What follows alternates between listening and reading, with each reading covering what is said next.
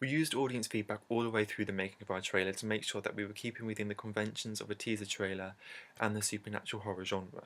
whilst also appealing to our young adult audience. For our first draft, we got together a focal group which consisted of media students, both males and females, aged between 17 and 18, which fits within our target audience for our trailer. One of the main things that our focus group picked up on was that there wasn't an effective transition between the happy mood featured in the first shots and the ominous and scary mood that was featured in the second half nearing the end. They said that this made it unclear what was actually going on in the film, in the trailer, and in the film's narrative. They also commented on the transition of some of the sound clips and that the sound levels were a bit messy at times, making the trailer seem quite amateurish and unprofessional. Our conventions weren't clear and our narrative structure didn't make sense, which is the complete opposite of what we wanted in the first place, and just proved that the way we edited it and shot it just clearly didn't work to appeal to our target audience. Some positive points that we received, however, were that they felt that it was clearly a horror film. They didn't specify what subgenre of horror they felt it was, though. So this is something that me and Tab did discuss and think about when we were creating our second draft and filming some extra shots, because we definitely wanted to make it clear that this is definitely a supernatural horror film and not a slasher or a psychological horror film. For example. They also felt that the beginning of the trailer was effective, as it is conventional of supernatural horrors to begin with a happy and carefree feel to them, to contrast against the unfortunate events that follow nearing the end of the film's narrative and the film's trailer. They also unanimously liked the montage editing and how it highlighted some of the scary points in the plot, even if the structure of the montage edits was a bit unclear and made the structure quite hard to understand. From the feedback we received, we decided to completely reorder the structure of our montage edits to make them make more sense and to follow more of an identifiable narrative structure for our audience. We also went out and filmed some extra shots to show a clear transition between the good events at the beginning of the trailer and to the bad events nearing the end. We did this by filming an extended shot of Josh's character looking up to see the chandelier moving on its own, thus establishing that there is something going wrong to the audience and that the supernatural happenings were about to happen, representing the beginning of the disequilibrium. This was a shot that we had already filmed for our first draft, and it was literally one shot, which was about 2 seconds of Josh looking up, and a high angle shot of Josh looking up, and then a low angle shot of like a point of view shot of the chandelier moving, and literally the shots were about 1 second each. One of the suggestions that we did get from our first focal group was that maybe we should extend that little scene, and maybe include more dialogue into it, which we did, just to make it more clear of what is actually going on, because it could be anything that was moving that chandelier, like wind or just somebody walking past it, for example, and we wanted it as clear as possible that this is a supernatural occurrence. And so for it we did um, Josh shouted Melissa's name, she didn't answer, and then the diegetic sound of the sound effect that we added was of the chandelier moving, and then he realizes that something's going on, and then looks up, and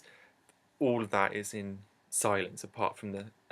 sound effect, which just makes it more eerie anyway, and just establishes clearly that this is the point where the supernatural occurrences happen, and a lot more clearly than it did in the first draft. We also worked on trying to make the edits between the sound clips much smoother and levelling out the sound levels to make the trailer's score level throughout, maintaining its professionalism that it lacked in the first draft. After we had made these edits to our trailer, we needed to gain more audience feedback to see what our audience felt we had improved on from our last draft, and to see if they think anything should be improved still. We also wanted to make sure that our narrative was clear and that they understood it, as this was a major critique that we received in our first draft.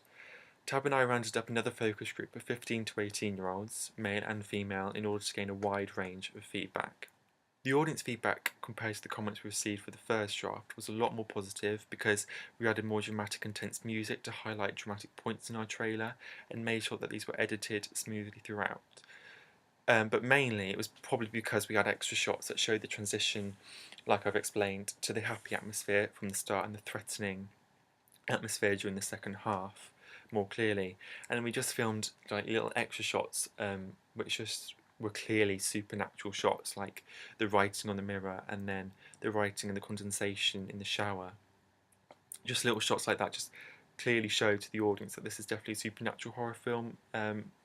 which obviously we lacked in the first draft. As we also filmed some extra shots that features more supernatural activity, it also made it clear that the film was a supernatural horror film and made the trailer more scary and dramatic for the audience. A lot of the people we asked said that they related to the people in the genre in the trailer, as they were everyday people, much like them, and then it makes it feel more realistic and authentic because of this, thus making it more scary. This is a conventional technique that a lot of horror films use, not just supernatural horrors, because if you're watching something and they have the same sort of background as you, they wear the same clothes, they live in the same sort of place, it just makes it a whole lot more relatable. And if something bad is happening to them, you can put yourself in their shoes, and when you're in a cinema watching that film, it makes you more scared, especially because if they are everyday people and this could happen to them, then it makes you think it could happen to you also. Another thing that we did try to improve on was to reorder some of the shots in our montage editing, as some of them contradicted themselves in the first draft. There was just like little shots where Melissa was walking out and then the next shot was her in bed, which just didn't make sense, and it just made it unnecessarily unclear to the audience the narrative of our film. So it was just little things like reordering, like just reversing that, making the shot of her in bed first and then her walking out to see what the noise was or something, just makes our trailer look like it's more structured for our audience and just more conventional of a trailer.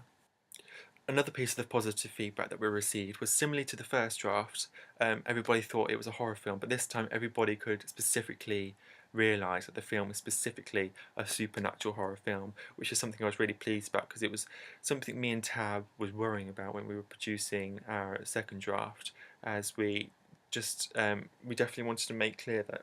supernatural occurrences were happening in our narrative and not just any random, like a murderer like walking around the house trying to get them. We wanted to make sure, no, it's actually a supernatural being that is tormenting them, and why Josh is possessed in the end.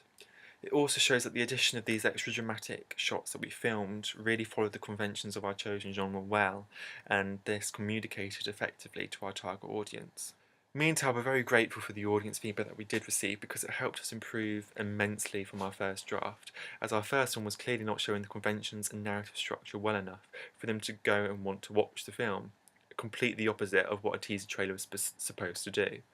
But now that we have improved it, it is clear that these opinions have changed and that they would want to watch the film in full from what we have produced, which clearly shows that the teaser trailer has served its purpose to encourage its target audience to go and see it.